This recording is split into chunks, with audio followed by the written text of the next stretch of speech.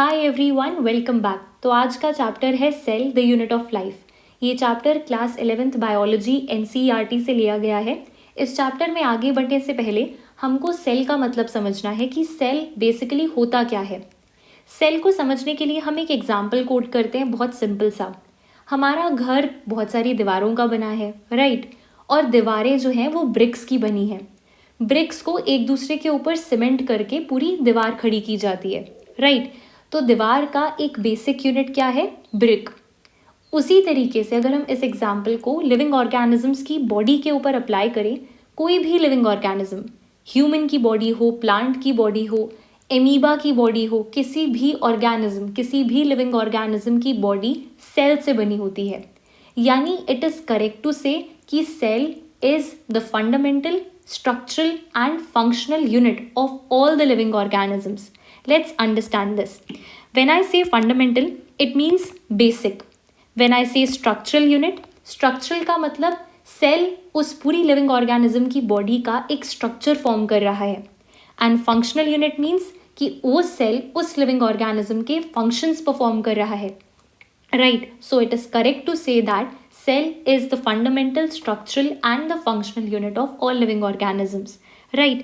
अब ये living organisms cell से बने होते हैं, this is very much understandable. cells single भी हो सकते हैं, cells multiple भी हो सकते हैं। हो सकता है उस living organism की body एक single cell की बनी है। ऐसा भी हो सकता है कि living organism की body बहुत सारे cells की बनी हो। ऐसे organisms जिनकी body में एक single cell है और वही सेल उस ऑर्गेनिज्म के सारे functions, be it digestion, absorption, excretion, everything, हर एक फंक्शन वो सिंगल सेल ही मैनेज कर रहा है। ऐसा ऑर्गेनिज्म जिसकी बॉडी में एक सिंगल सेल है that is taking care of all the functions for that living organism, उस ऑर्गेनिज्म को यूनिसेल्ड ऑर्गेनिज्म बोला जाता है। As the name suggest, uni means single and cellular means cell. So there is a single cell which is present in the body of unicellular organism, right. Whereas on the other hand, ऐसे organisms जिनकी body में बहुत सारे cells हैं, there are number of cells, there are multiple cells, उन organisms को multicellular organisms बोला जाता है। The best example, human body. हमारी body में कितने सारे cells present हैं, right. कुछ cells हैं which are taking care of digestion part, कुछ सेल्स हैं which are taking care of the excretion part, कुछ सेल्स रेस्पिरेशन में इन्वॉल्व हैं, कुछ सर्कुलेशन में इन्वॉल्व हैं। तो different types of cells present हैं, बहुत सारे सेल्स प्रेजेंट हैं, डिफरेंट फंक्शंस परफॉर्म कर रहे हैं। तो ऐसे ऑर्गेनिज्म को मल्टी सेल्यूलर ऑर्गेनिज्म बोला जाता है, राइट।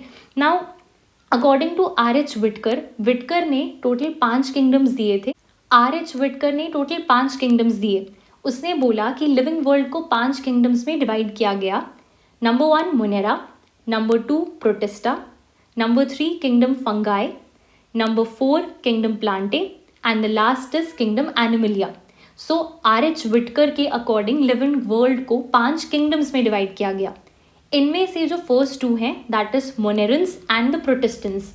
वो ऑर्गेनिजम्स जो कैटेगरी मोनेरा और प्रोटिस्टा में फॉल कर रहे हैं, वो सारे ऑर्गेनिजम्स में एक सिंगल सेल होता है।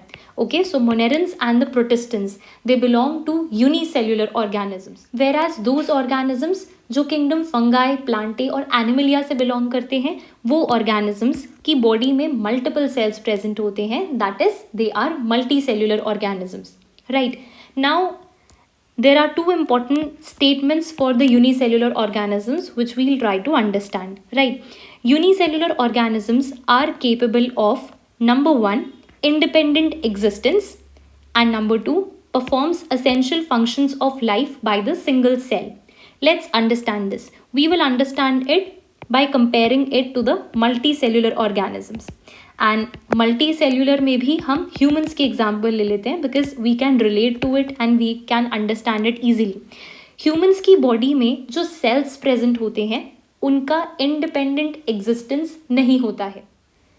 यूनिसेल्युलर ऑर्गेनिजम्स में इंडिपेंडेंट एग्जिस्टेंस होता है, वेयरएज मल्टी सेल्युलर ऑर्गेनिजम्स में इंडिपेंडेंट एग्जिस्टेंस सेल का नहीं होता। इसका क्या मतलब है? Let's take the example. Multicellular organisms में ह्यूमन की बॉडी में हमें पता है, for example heart is related to lungs, because अगर लंग्स ऑक्सीजनेशन ही नहीं करेगा तो हार्ट पंप क्या करेगा, राइट। तो इस तरीके से एक सेल दूसरे सेल के ऊपर डिपेंडेंट है। हमने देखा कैसे लंग्स के सेल हार्ट के सेल्स के ऊपर डिपेंडेंट है, right, they are interrelated to each other. इसीलिए मल्टी सेल्यूलर ऑर्गेनिजम्स में इंडिपेंडेंट एग्जिस्टेंस नहीं होता है, वेराज यूनिसेल्यूलर ऑर्गेनिजम्स में इंडिपेंडेंट एग्जिस्टेंस होता है, बिकॉज यहाँ पे सिर्फ एक ही सेल प्रेजेंट है, वही सेल है, उसको किसी और से कोई लेना देना नहीं है। There is single cell, so it is having independent existence. The second point says कि यही यूनिसेल्युलर ऑर्गेनिज्म का यही cell is going to take care of all the functions, digestion हो, अब्जॉर्प्शन हो, एक्सक्रीशन हो, सबका सब फंक्शन, पूरे लिविंग ऑर्गेनिज्म का फंक्शन वो एक सिंगल सेल ही देखेगा। वेयरएज मल्टी सेल्युलर ऑर्गेनिज्म में ऐसा नहीं है, कुछ सेल्स डाइजेशन देखेंगे, कुछ सेल्स अब्जॉर्प्शन देख रहे हैं, कुछ सेल्स एक्सक्रीशन देख रहे हैं। सो हर एक सेल का एक अपना फंक्शन है। आई होप अब तक हमें समझ आ गया है कि यूनिसेल्युलर और मल्टी सेल्युलर ऑर्गेनिजम्स में क्या डिफरेंसेस होते हैं। So there is an important statement again that anything less than a complete structure of a cell does not ensure independent living. इस स्टेटमेंट का मतलब क्या है?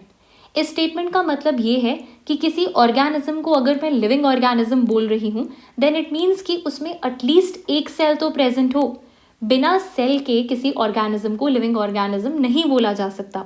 सो anything less than a complete structure of a cell does not ensure independent living. इस statement को और अच्छे से समझने के लिए let's move on to viruses. So what comes to your mind जब मैं वायरस बोलती हूँ? Is it a living organism? Is it a non living organism? तो आंसर है कि वायरसेस ना ही लिविंग है ना ही नॉन लिविंग है। They are basically the connecting links between living and the non living organism.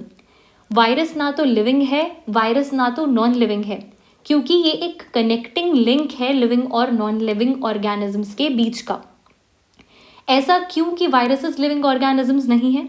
ऐसा इसलिए क्योंकि हमने बोला कि किसी भी ऑर्गेनिज्म को लिविंग ऑर्गेनिज्म बोलने के लिए उसमें सेल होना चाहिए, and that is what viruses lack.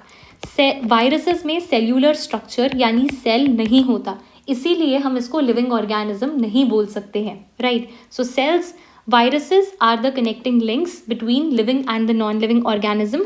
तो अगर वायरस सेल नहीं है तो वायरस है क्या? वायरस सिर्फ प्रोटीन के पार्टिकल्स होते हैं, right, they are just the protein particles. And number 3, ये होस्ट की ही मशीनरी यूज़ करते हैं। मतलब इसका मतलब ये कि as long as virus host की बॉडी के बाहर है, it is harmless, it is nothing, कुछ नहीं है। And as soon as it enters the host body, जैसे ही ये होस्ट बॉडी में एंटर करता है, ये होस्ट की ही मशीनरी को यूज़ करता है डिस्ट्रक्शन कॉज करने के लिए। सो ये एक लिंक है लिविंग और नॉन लिविंग ऑर्गेनिज्म के बीच का, राइट। लिविंग क्योंकि when it is going to enter the host body, ये होस्ट की ही मशीनरी को यूज़ करके डिस्ट्रक्शन कॉज कर रहा है। And why non living? क्योंकि जब ये होस्ट के बॉडी के बाहर है, देन इसका कुछ भी harm नहीं है, it is not going to cause anything to the host, right? So they are the connecting links between living and the non-living organisms.